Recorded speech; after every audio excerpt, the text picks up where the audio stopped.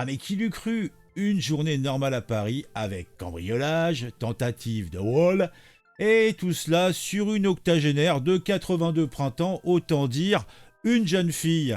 Eh oui, tout cela n'est pas beau, tout cela n'est pas propre. Et qui est le coupable de cette forfaiture?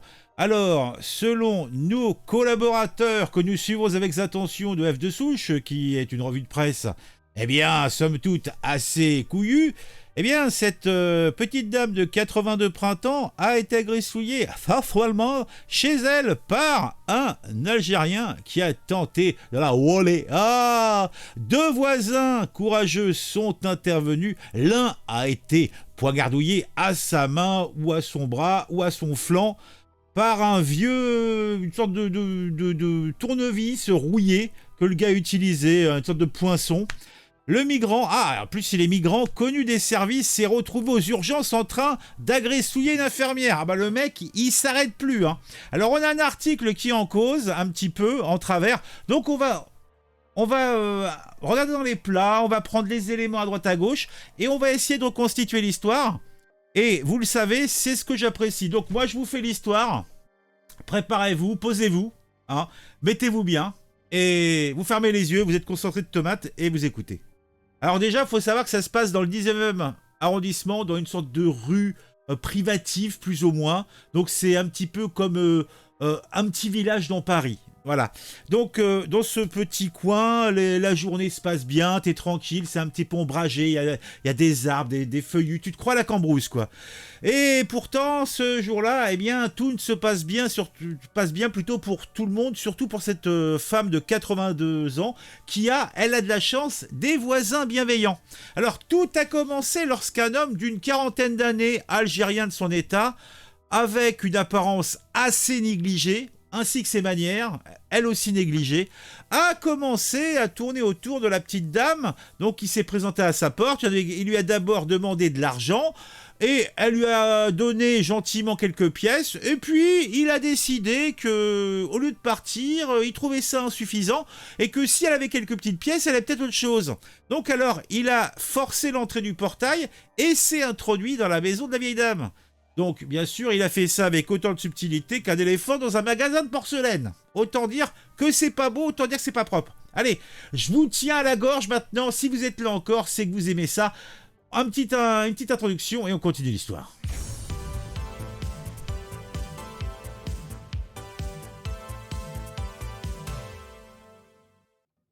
Vous êtes encore là? Tant mieux. Alors, je continue l'histoire. Heureusement pour la vieille dame que ses voisins étaient à la maison.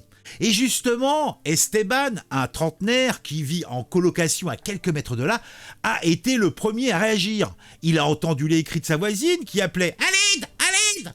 Donc, il s'est précipité dans son jardin et a trouvé la dame en train de repousser l'intrus avec une barre de fer. « Ouais, je vais te péter la tête, moi !» Donc, elle allait le shooter, genre comme à une batte de baseball. Le mec, il allait faire deux tours dans son slip et s'envoler en l'air. Bon, ça, c'est ce que je m'imagine.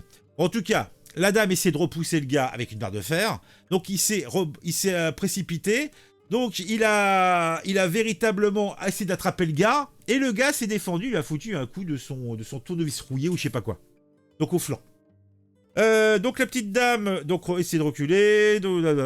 Esteban donc est un homme courageux, il faut le croire. Donc il ne fera pas honte à un super-héros, un super-héros parisien, voire son espingouin, parce qu'avec un nom comme Esteban, ça fait penser aux cités d'or. Esteban, Ziatao, les cités d'or. Ouais, ça ne rajeunit pas. Bon. Donc en tout cas, le gars, Esteban, il a pris le gars par les épaules et il a éjecté. Ce dernier, donc, était armé d'une petite pointe, il a sorti son tournevis rouillé et il a réussi à blesser légèrement Esteban au niveau des pectorales.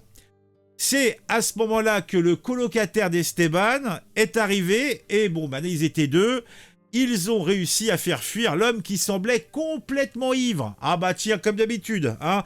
Mais que l'ivresse ne soit pas une excuse. Hein. Alors de toute façon c'est simple, hein. Avec les gars comme ça, c'est soit l'ivresse, soit ils ont un pet au casque. Alors des fois ils ont les deux. Ils ont un pet au casque parce qu'ils sont ivres. Ou alors ils sont ivres parce qu'ils ont un pet au casque. Il y a toujours une bonne explication. Hein. Personne n'est responsable de rien. Bon. Alors, les deux ont fait fuir le gars, et il avait quand même réussi à piquer un ordinateur qu'il avait dérobé à l'octogénaire. Mais là où ça devient sympathique, c'est que l'histoire ne s'arrête pas là. Non, non, non, non, non, non, non, non, non. Parce que le suspect, eh oui, le gars, il s'est pas arrêté là. Donc, il trouvait que ça suffisait pas. Alors déjà, il a agressouillé quelqu'un qu'il a croisé en fuyant. Et il s'est retrouvé à l'hôpital. Et Esteban, qui s'était fait blesser, donc a été aux urgences. Et quand il arrive aux urgences, qui c'est qu'il voit?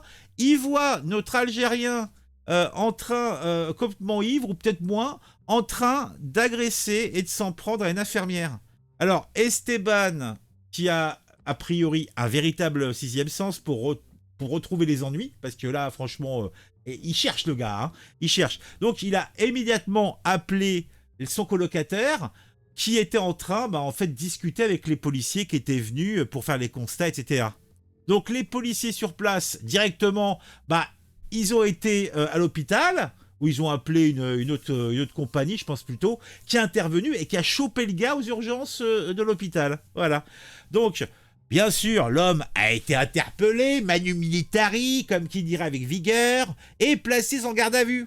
L'enquête a été ouverte, mais on ne sait pas encore s'ils vont le poursuivre pour vol, pour tentative de vol, ou simplement pour avoir osé attaquer une petite dame de 82 printemps qui voulait finir ses vieux jours sans se faire embêter par des margoulins venus des tropiques. Voilà. Bon. Ceci étant dit, je crois qu'on a quelques détails judicieux que l'on peut chercher. Et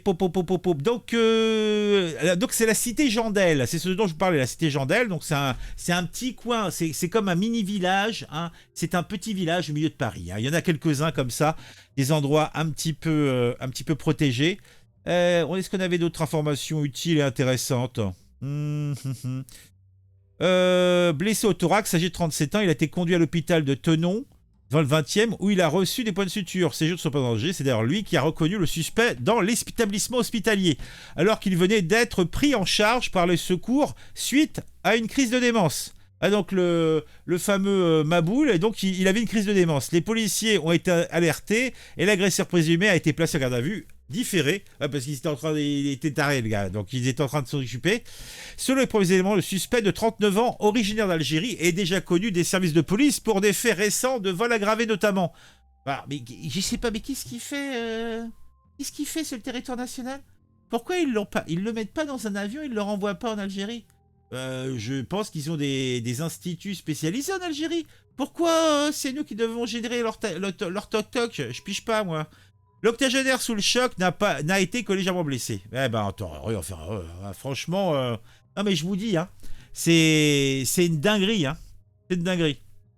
Donc 2 hommes sont allés au secours d'une femme de 81, victime de tentative de vol à son domicile du 19e arrondissement. L'un d'entre eux a été sérieusement blessé par un supplément. Ça fait oh sérieusement, il a pris un petit coup de ça va quoi, ça va, allez. Bon, qu'est-ce que vous en pensez de tout ça? Dites-moi ça en commentaire. Mettez un j'aime, mettez un commentaire pour le référencement. Sinon, on se retrouve très vite pour une nouvelle vidéo sur un sujet qui m'aura intéressé, qui je l'espère vous intéressera aussi. Des histoires comme ça, il y en a toutes les 4 matins, ça devient fatigant. Allez, à très vite.